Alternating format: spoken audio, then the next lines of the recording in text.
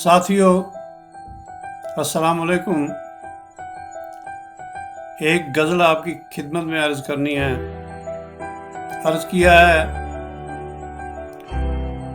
फसल होती है इसकी सीनों में, प्यार उगता नहीं ज़मीनों में। फसल होती है इसकी सीनों में, प्यार उगता नहीं ज़मीनों में। वो जो माथे पे बल नहीं रखते, सांप रखते हैं आस्तीनों में। वो जो माथे पे बल नहीं रखते, सांप रखते हैं आस्तीनों में। उन पे तकिया ही क्यों करें आखिर, छेद हो जाएं जिन सफीनों में। उन पे तकिया ही क्यों करें आखिर, छेद हो जाएं जिन सफीनों में। आब कौसर से भी है पाकीज़ा, खून शामिल हो जिन पसीनों में।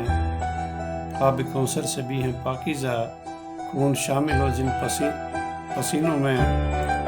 तुझसे बेहतर है राह तेरे घर की, तुझसे बेहतर है राह तेरे घर की। एक तसलसल है उसकी ज़ीनों में।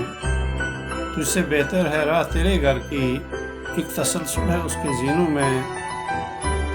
चार तिनकों का आशियाँ भाई, हम भी शामिल हुए मकीनों में। चार तिनकों का आशियाँ हाय, हम भी शामिल हुए मकीनों में। फसल होती है इसकी सीनों में, प्यार उगता नहीं ज़मीनों में। शुक्रिया।